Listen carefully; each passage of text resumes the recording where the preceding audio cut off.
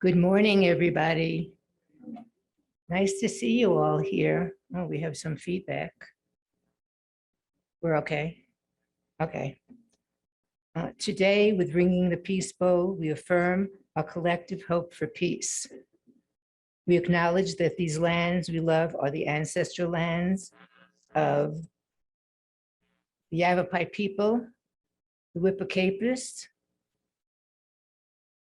the ancestral lands of the Yavapai people, the Tokopayas, the Quevcapayas, and the Yavapai. Welcome to Granite Peak Unitarian Universalist Congregation in Prescott, Arizona. Hi, Zoomers. We miss you. Little guilt.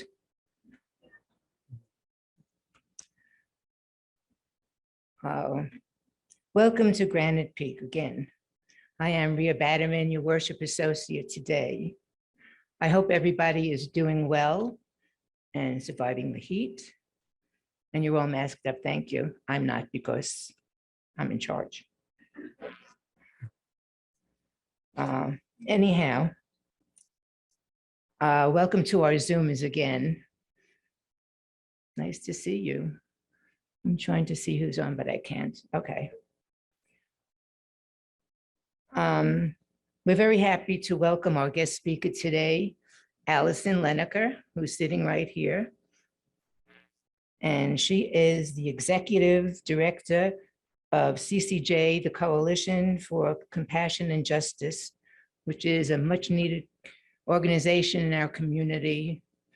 They help people with housing and so much more.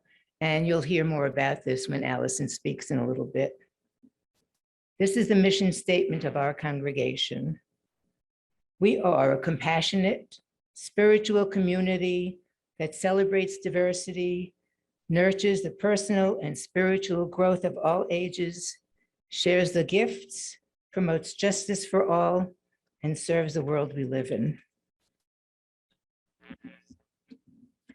Please join us after the service today for socializing. There's a coffee in Davis Hall, which is nice. We haven't had that, well, we've had it for a few weeks now. If you are joining us for the first time, please check out our website at prescottuu.org for more information about us. And if you are here for the first time and feel like sharing and introducing yourself after the service, we welcome that and give you a chance to meet other congregants and share your stories, etc. For the Zoomers, hope you stay on and chat. And once again, we miss you. Double guilt. I'd like to thank our musical director, Mary Lou Prince, Tracy and Chris on tech, with the help of Elaine, of course, and Kelsey Wilkes, who will be speaking soon, and all our Sunday morning volunteers. Please take a moment to put your phones on worship mode. I have some announcements. So let's see what we have. First of all, please check your weekly service. Read out, the OSS, whatever it is. Order of service. Okay. And you can see more announcements there, but I will tell you a few that I was asked to announce. So here goes. The first one is, if you have not signed, let me find it. It's called the nomination form for Albert Lovejoy Memorial Social Injustice Award. And Kelsey has left some in the back for you to fill out. And it's for Stop Universal Vouchers petition. So you could see Marianne Davis, Marianne in Davis Hall after the service. And it's also Saving Our Schools. And the other announcement is, what did I do with it? Oh, well. Wait. Okay. I just lost it. Well, sorry, I don't know. I blame it on Chris. He was here playing with this stuff. Okay, so also, once again, check our weekly peek for more announcement and Reverend Patty's videos when she's in town. And that's about it for now.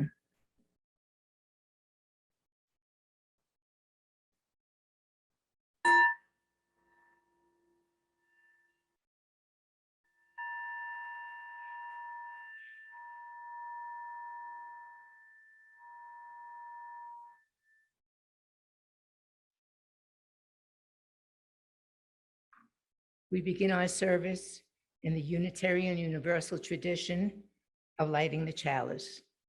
I'd like to invite Kelsey Wilkes to be my chalice lighter today. This chalice reading is entitled Connection and Commitment, and it is by Reverend Dr. Cynthia Landrum. As we kindle this flame, may it spark in each of us connection and commitment to this living tradition and to each other. Thank you, Kelsey. I'd also like to read to you some words that I found on the internet, which I thought were appropriate, and it's called Lend a Hand. Unfortunately, the author is unknown. Lend a hand to one another in daily life, the daily toil of life. When we meet a weaker brother, let us help him in his strife. There is none so rich, but many in his turn to be forced to borrow, and the poor man's lot today may become our own tomorrow. Lend a hand to one another when malicious tongues have thrown dark suspicion on your brother. Be not prompt to cast a stone. There is none too good, but may run adrift and shame you into sorrow. Now I would like everybody to join me in saying covenant with me. Love is the doctrine of this congregation. The quest for truth, sacrament, and service is its prayer. To dwell together in peace, to seek knowledge and freedom, to serve others in community. Thus do we covenant together. Now I would like to welcome Kelsey Wilkes. Where are the kitties? Kitties.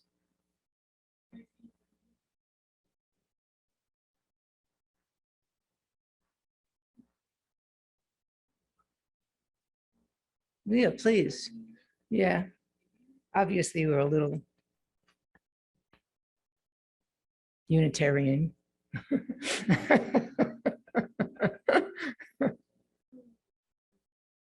So where are the kids? Oh, okay. The kids will be coming in as soon as the music goes on, or I'll sing.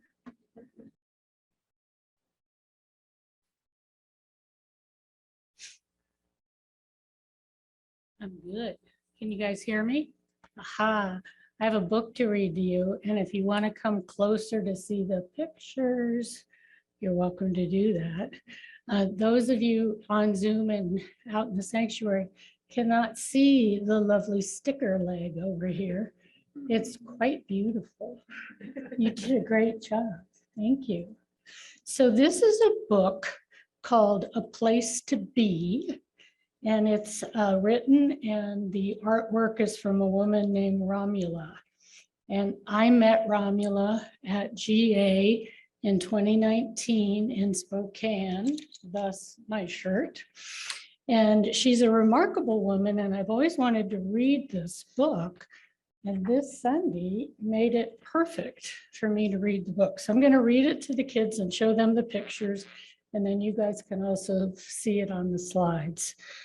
So this book is dedicated to children and to Steve, who found me a safe place to be. The story begins. Can you see you can come closer. Well, you can come right up here, or if you want to see the slides, you can sit up on the steps, whatever you prefer. You guys are free to be. There's a little girl who's all alone. She doesn't even have a home. I'm going to leave the city for the sea. Maybe there's something better there for me. The little girl goes to the sea. The salty air makes her feel free. She stays by the sea in a tiny red shack and watches the boats go in and out and come back. She meets a man who lives on the sea. Sir, is there a place out there for me? No, little girl, it's getting cold, you see. This is not a place for you to be. The weather is changing, the leaves are falling, the boats are sailing, and the wind is calling. She says goodbye to the man on the sea. This is a place she can no longer be. There's a silent house that has a swing. It seems like me, a lonely thing. I wish this house could come with me. I'm sad that this can never be. She takes a train into the city. The moon is bright and the lights are pretty. See the moon right there? Your legs are pretty too. She walks by the house where she used to be. This is no home, only strangers to me. The night is dark. She feels a chill. The boats in the harbor are quiet and still. She asks the seals, "Can I stay with you?" "We wish you could, but it would never do." She sees a man nearby on the street. "Excuse me, sir, do you have something to eat?" He gives her a sandwich and says, "Go home. These streets are no place to be on your own." She goes on the train across the river alone. Among the books, she's safe. She's in the library now. But oh no, the lights went out. I have to go. A man says, "Why are you here all alone?" And she answers, "Sir, I have no home. It's cold and dark. Come back with me. We'll find a place for you to be. Sleep well, and then you'll see." So he gives her a place to sleep for the night. "Take this bus and be there by 3. There's a better place for you to be." This is the place for me to be? She goes inside. She's scared and unsure. It's a house full of women who welcome her. Here is something warm to eat. And there's a bed for you to sleep. Now that she's warm and safe, you see, at last the little girl is free to find a place where she can be. And that is the end of the story. And I'm sure you're going to tell us more about a place to be. Now we're going to sing the children out. So we'll make an arch. And we will sing this a cappella.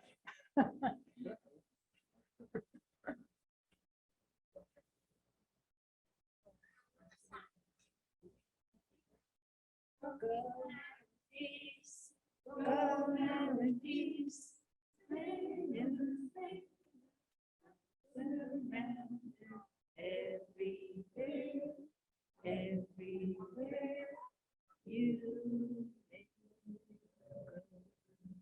Go now in peace, go now in peace, Thank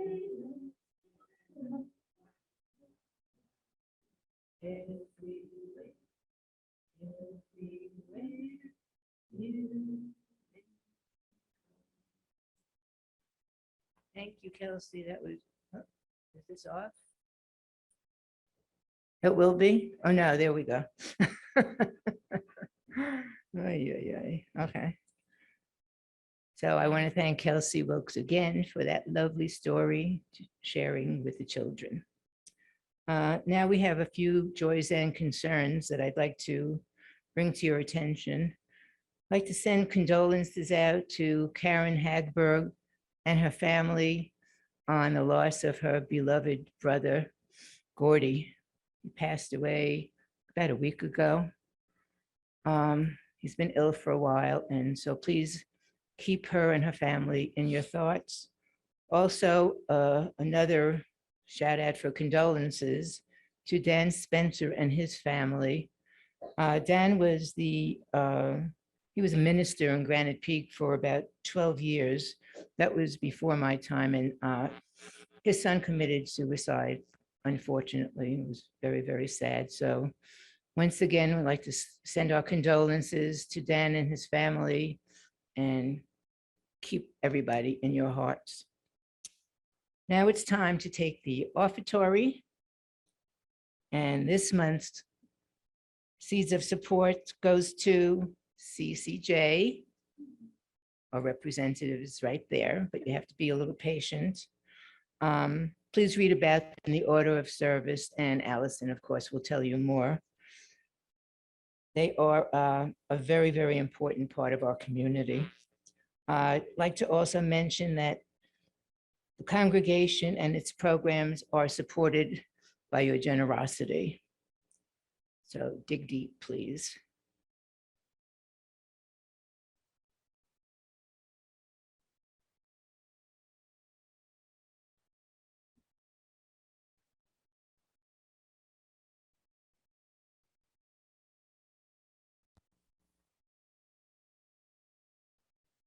To give online, please go to prescottuu.org, and on the bottom on the left-hand side, click on Support Granite Peak to contribute. This link is also available via the chat or the video. We acknowledge and thank you for your generosity. What is given in love is received in gratitude. Blessed be.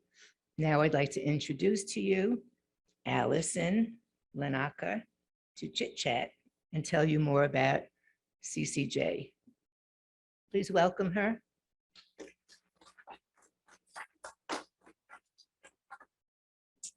Thank you guys so much for inviting me here today to talk about CCJ. I could go the normal traditional route and just tell you facts about what we do, but I feel like this is more of, a more casual crowd.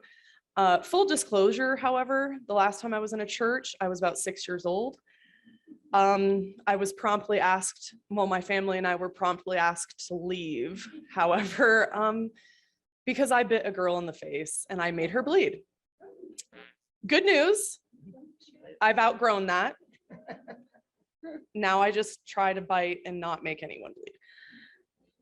Anyway, thank you again for having me here. Oh, I should also tell you that I grew up with my grandmother telling me that we went to church, and I would say, well, what church did we go to? And she would say, the round church. And I go, the round church? And she goes, yeah, where the devil can't get you in the corner.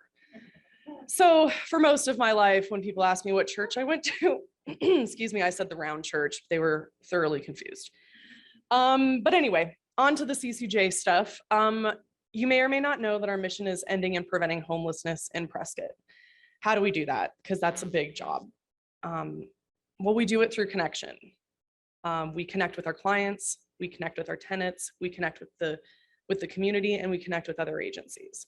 I started at CCJ about 4 years ago as the assistant director.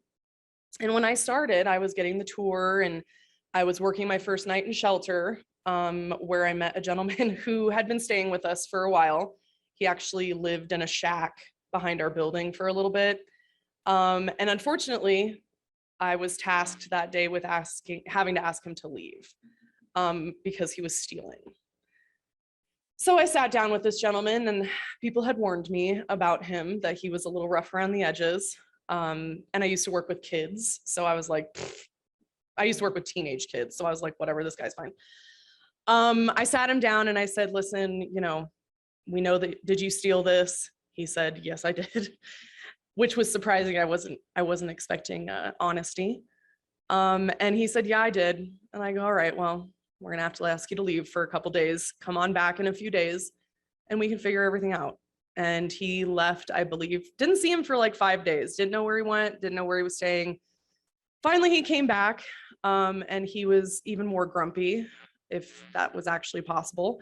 And I said, hey, are you ready to like learn from that mistake and move on? Or are we just gonna beat ourselves up for the rest of the year? I just need to know how to plan.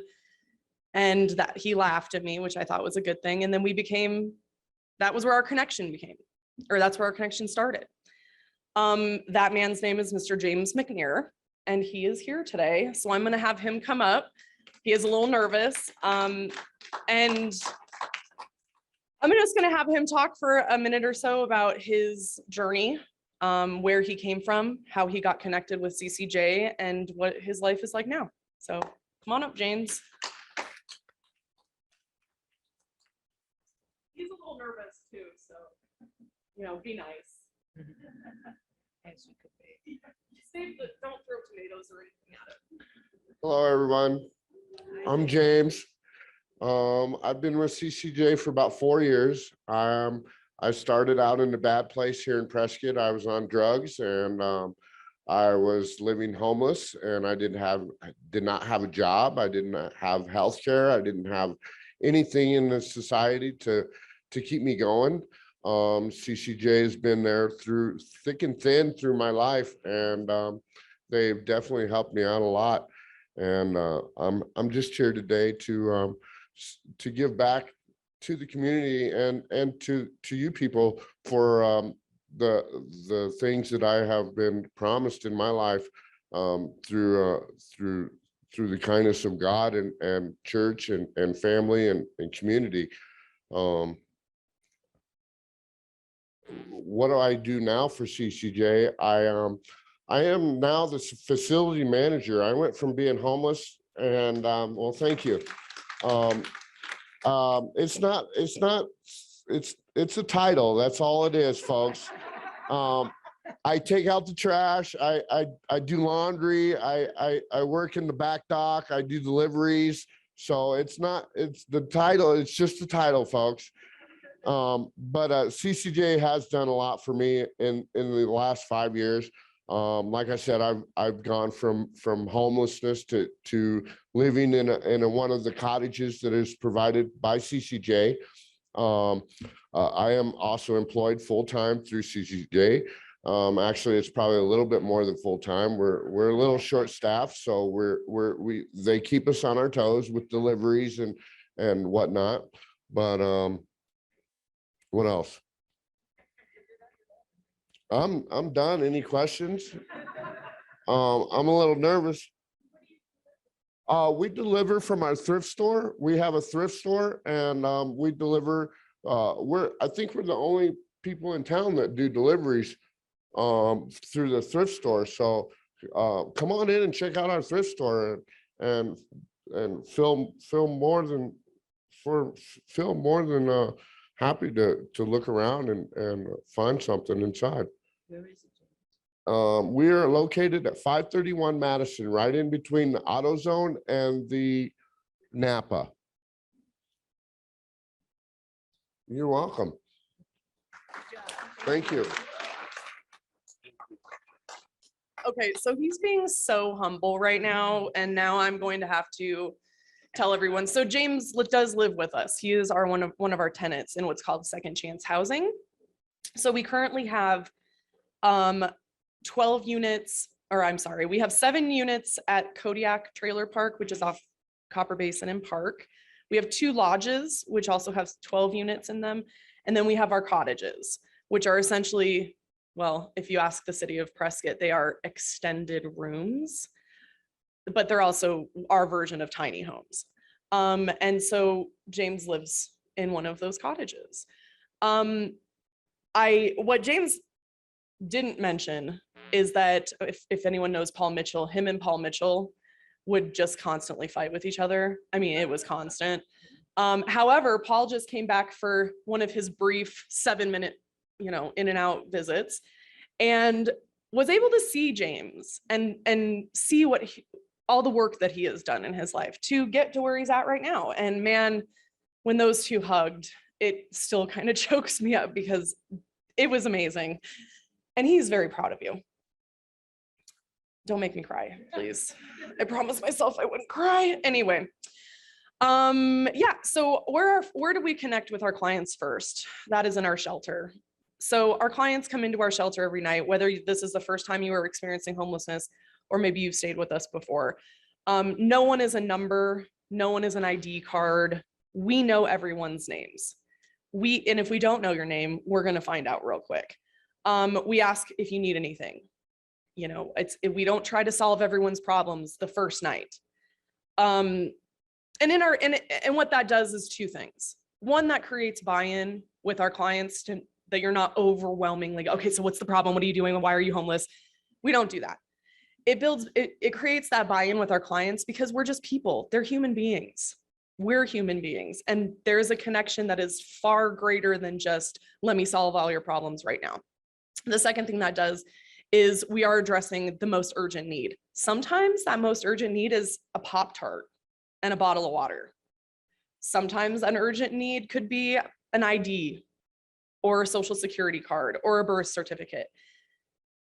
One thing that we never want to do when we're trying to connect with our clients is first ask 1,000 questions, because that's never helpful. But the other thing that we don't want to do is make them think that we're judging them. So everything that we do is through a trauma-informed lens.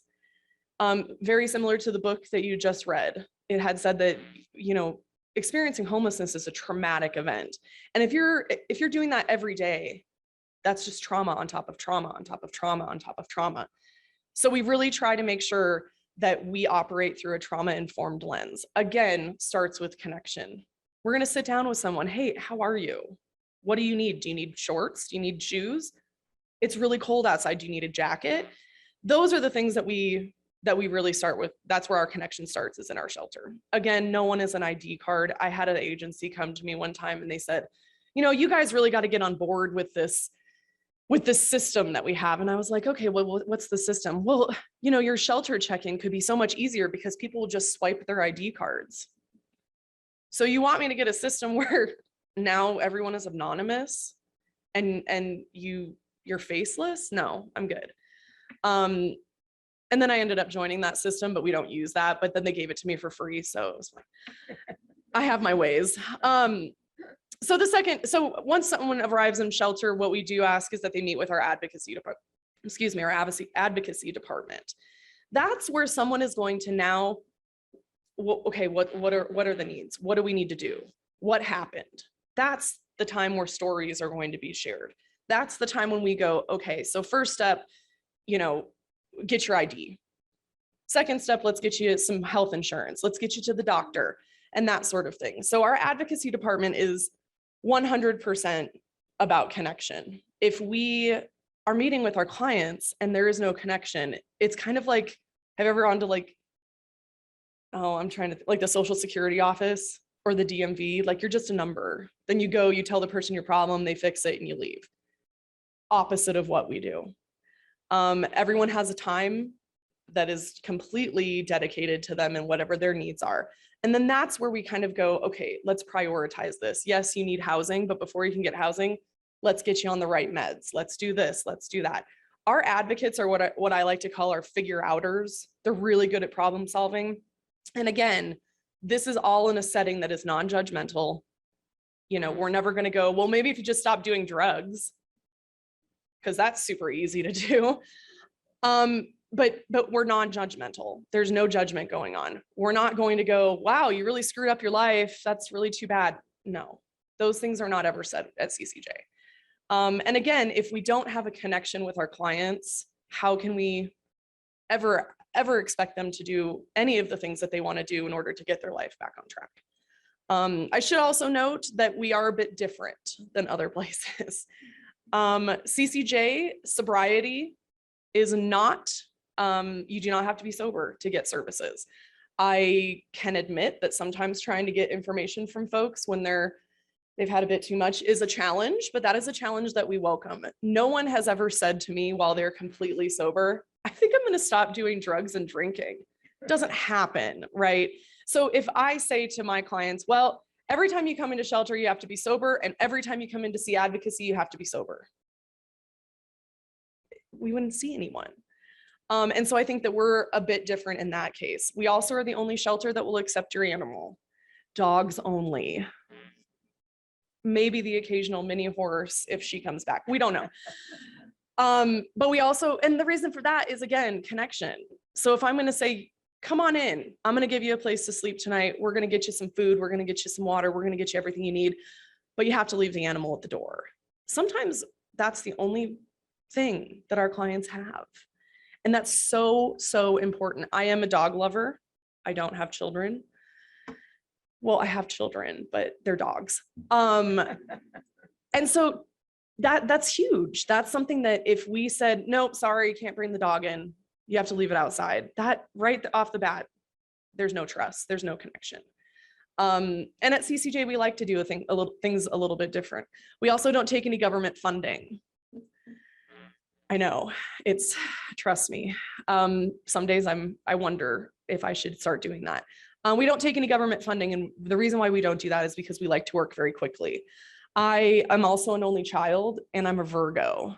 So I like to do what I want to do when I want to do it.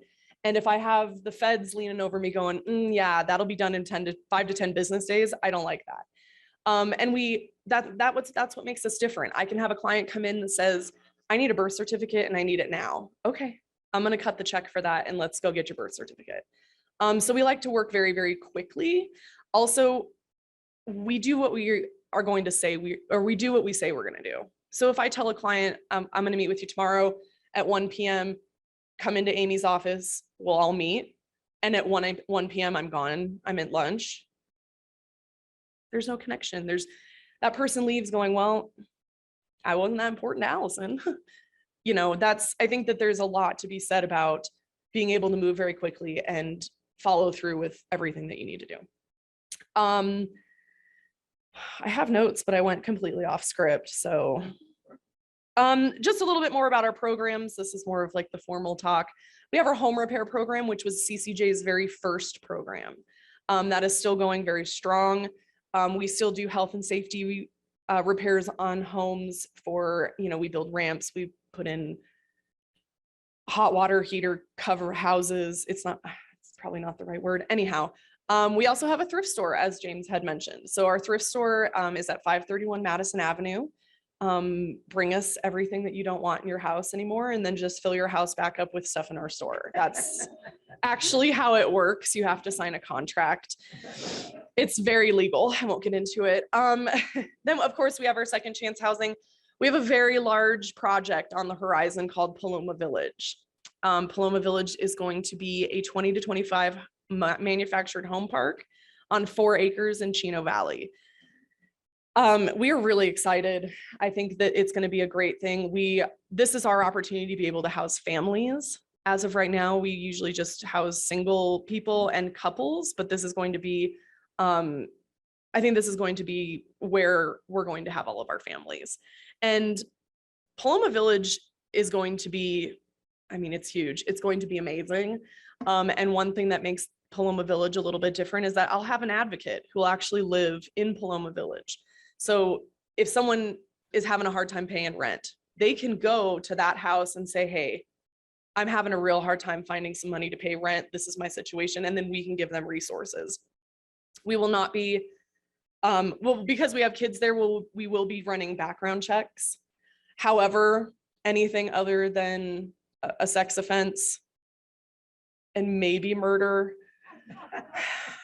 But if you murdered someone and you went to prison, I don't know, I'll think about it. Background checks, felonies, evictions, convictions, those things don't matter to us. a lot of people go, well, wait, you're going to have convicted felons. Yeah. If I have a guy who got busted with pot 10 years ago and had to take a little vacation, I'm not, that's okay with us. And then the other part of why we do that is because it creates positive rental history for our clients. So if they live in our housing for 2-3 years and then they go into fair market rate housing, we can say, yep, they were great tenants. So yeah, Paloma Village is going to be giant. I'm not sure how we're going to pay for that yet, but I'll figure it out. It'll be fine. Yeah, so that was pretty much it. I mean, I really went off book here, and I hope I haven't been too boring or awkward or weird. Oh, I do have my team, some of my team here. So Amy, raise your hand. She is our shelter supervisor. And we have Terry. Cameron right here in the front is our home repair coordinator, maintenance and facilities. And then of course, Mr. McNear. If Paul Mitchell could see you now.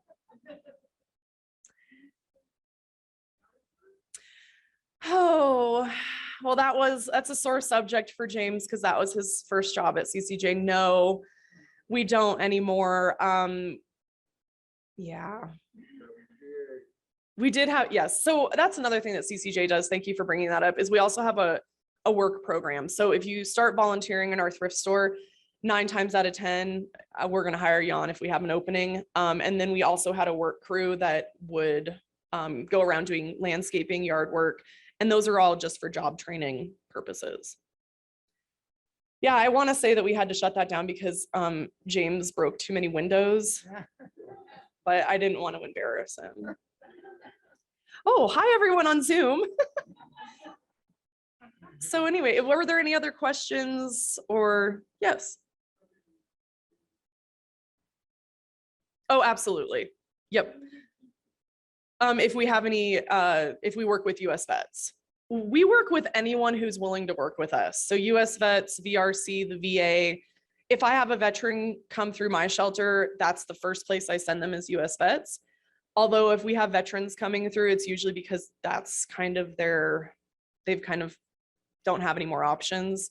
I always say that CCJ, we are the place where if you get kicked out of everywhere else, you're going to come to us.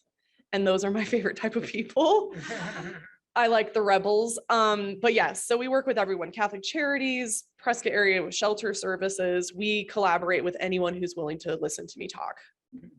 Yes.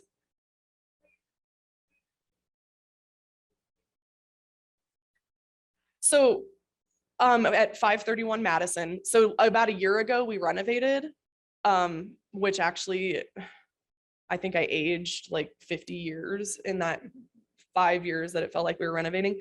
So everything is under one roof. So our admin offices, our thrift store, and our shelter are all in the same building. Yes.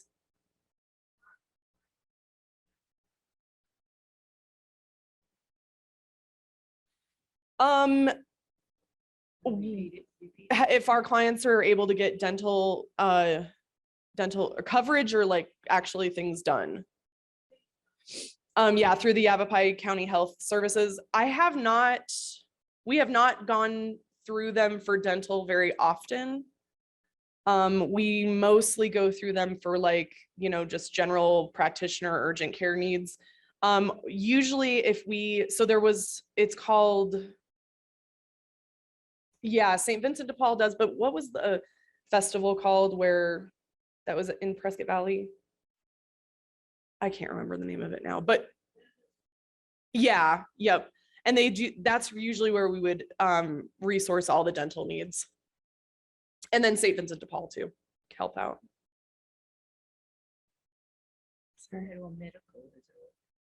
So, yep. So if we have a client who's not already on access, we will enroll them in that. And then we help them get to their appointments. So we do that with mental health care and primary care. Well, yeah. Oh, yes. I'm sorry. Mm-hmm. Correct.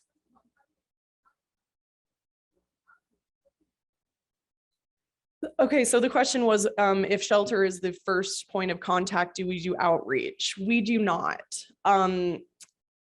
This is a pretty small town, so word travels pretty quickly. Also, you know, the community of those experiencing homelessness are extremely resourceful. So we don't ever need to go find anyone. They come to us. We also get a lot of drop-offs, police drop-offs. Spectrum will drop people off to us, Taros. So the other agencies also know what we do.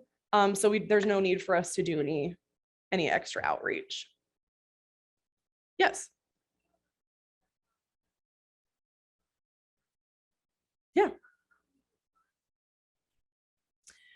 That's a really good question. I'm really glad you asked that. So the question was for those, so what that's called is flying sign or panhandling, and what my response is to that. So this is a good one. Mostly because I always say, just go with your heart. If you are compelled to give that person money, that person is probably on that street corner, again, to meet an immediate need. That need could be anything from $3 to get into our shelter, or it could be for food for their family, or it could be for drugs and alcohol. So whatever that immediate need is why that person is there. So I always say, go with your heart. If you feel like your heart is telling you to give money, then absolutely. Otherwise, if you want to help in other ways, making a donation to any agency that works with homelessness. There's a lot of reasons why someone flies sign. It is humiliating. It is not something that someone wakes up every day and goes, okay, this is how I'm going to make my money today. Not saying that there aren't those out there, but for our clients, we've had our clients tell us it's humiliating and I don't want to do it, but I have to make money. Also, I get a lot of, well, why don't those people have jobs? If you are suffering from a mental illness, if you are addicted, if you were not taught in school how to read and write, if you have a disability, those are all things that go undiagnosed and a lot of times untreated in our community. So yes, getting a job is a great answer. And why are you a deadbeat? Pick yourself up by your bootstraps. However, if you are using drugs to treat a mental illness, that's going to be a little bit more difficult. So that's a really good question. I could go on and on and on about that. I think there's a huge stigma right now revolving around homelessness. That stigma is that everyone's just lazy, they're addicted to drugs, they're drunk. I can say right now about 85 to 90% of the people who are staying in our shelter have full-time jobs. Yeah, and there's just no affordable housing. So then when you take no affordable housing and now, you don't know where you're going to sleep every night. So you're being re-traumatized, not to mention if there was trauma before in your childhood. So it's really just everything kind of piles up on top of each other. And that's how it's a cycle. And that's how the cycle begins. So.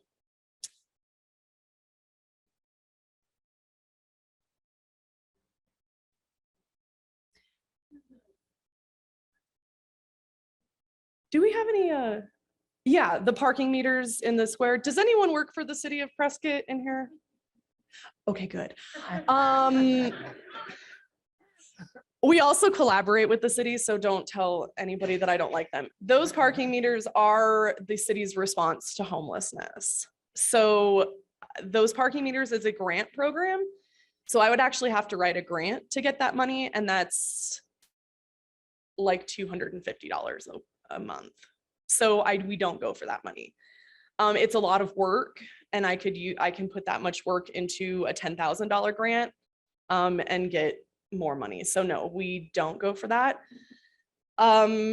Also, I know that during the last Citizens Academy for Prescott, there was a lot of concern regarding homelessness. And CCJ, in conjunction with the city, has had some brainstorming meetings where we go, okay, so how do we combat camping? And CCJ said, okay, great, we'll build a campground. And it'll be very KOA-like. We'll have concrete slabs, tents there'll be tent requirements that it has to look good. There'll be facilities, just give us the land And they were like, no. I was like, okay. And then the other concern was because our shelter is not open all day. So where do those experiencing homelessness go during the day? And we said, hey, we'll run a day shelter. We'll have resources, showers, snacks, all that. Just give us the building. And the city was like, no. And I said, okay. So yes, we are very collaborative. The city, that money we just don't go for. Having said that, though, I do want to say that the city of Prescott has been extremely supportive of our work programs in the past. And I really do like the city, but the parking meters, I'm like, eh. If somebody wants to volunteer, how do they get in touch with you? Sure. You can always just come on in. Right now, our volunteer opportunities are mostly in our thrift store. And then we also have opportunities to bring meals to the shelter as well. So you would just come in or go to our website, which is yavapai.ccj.org. And it's all on there. And oh, yes, I'm sorry. Our home repair program is always in need of volunteers. Yes.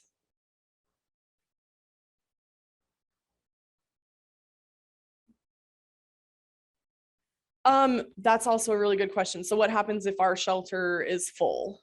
So we are full pretty much every night, I would say. There's a few nights where maybe we have 1 or 2 open beds. In that case, we prioritize the most vulnerable. So if I have someone who maybe is a little bit older, doesn't have a vehicle, is needing assistance, I may ask someone who has a vehicle, hey, do you guys mind taking the car, sleeping in the car tonight so I can get her in or him in? So we prioritize the most vulnerable. We also serve the most vulnerable. So having said that, that could be anything from kids who have just aged out of foster care and are now 19 and homeless. That it does also mean registered sex offenders. And then what we're seeing a lot of right now are older folks. So over 60 into their 70s coming in. Oh, perfect. No, I don't want to touch anything.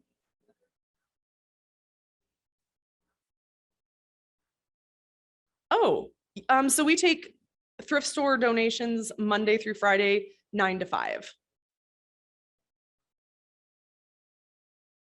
So right now we can sleep up to 13. With COVID protocols, we go down to about 10, but we can sleep about 13. We usually only fill 12 beds so that if we have a police drop off, we have a place for that person. You test For COVID. if there's symptoms, yes. Yes.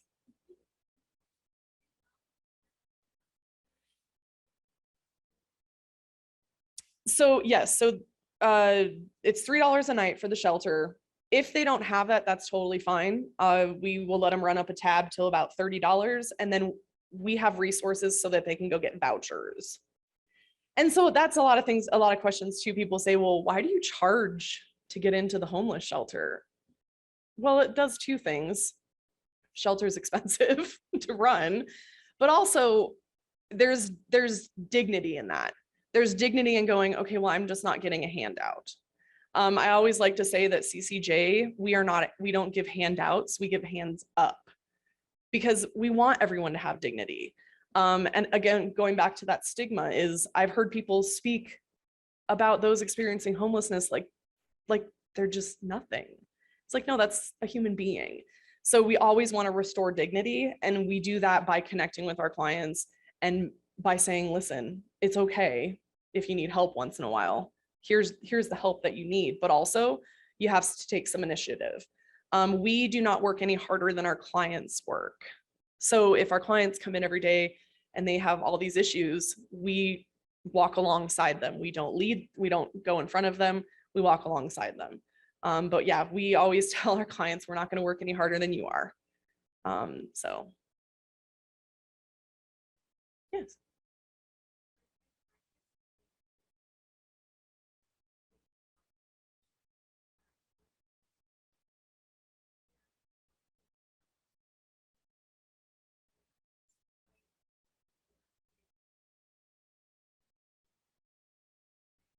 Mhm.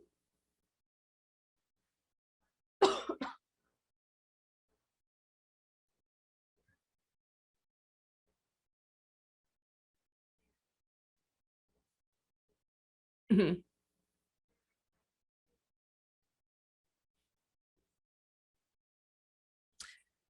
So, couple of things. Uh, with the housing market the way it is right now, we're seeing so many more, excuse me, so many more families losing their homes. If they have other family that they could go and stay with, great.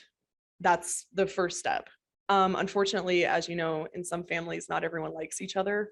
And so we do see those, we see a lot of that happening right now.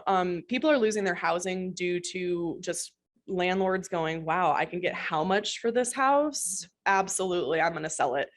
We're seeing a lot of landlords turn their units into Airbnbs, especially down by the square. So we are seeing families, entire families being put out. It's really unfortunate. Also, we don't really have a family shelter. CCJ can, yes, yeah, we're working on it. CCJ really only serves adults. Pass, they do have a family shelter where moms can stay with the kids. But then the dad would have to come stay with us. So there's really no resources yet for families. We also work really closely with the school district, Prescott School District. So if they do have families who have homeless kids, we're case conferencing with them and trying to find more resources. So I did see something about undocumented folks. I don't ask for anything when you come into shelter. You don't even have to give me your real name. So I don't, yeah, we don't, none of that. All right. Okay, Okay. sorry to cut her off. No, I'm getting awkward. You're No, fine. you're not awkward. I was just gonna say, any questions that you may have for Allison, please see her in Davis Hall if you like. You could ask as many questions as you like. Thank you again. Thank you. Thank you. Wasn't that great? Okay, thank you so much. That was so informative and gave me chills. Okay, I would once again like to thank Allison for doing this fabulous job, and for James, who I met outside earlier. Isn't that great? Please keep in mind how important this organization is for our town and what they're doing for our people. And what could I say? It's fabulous. And now I would like to extinguish the chalice. So, Kelsey. Oh, song, yeah. Oh, and play a song. Thank you for being a friend, which is the best friend here. And that was your request, wasn't it? It was Allison's request. Yeah. And here's the golden girl.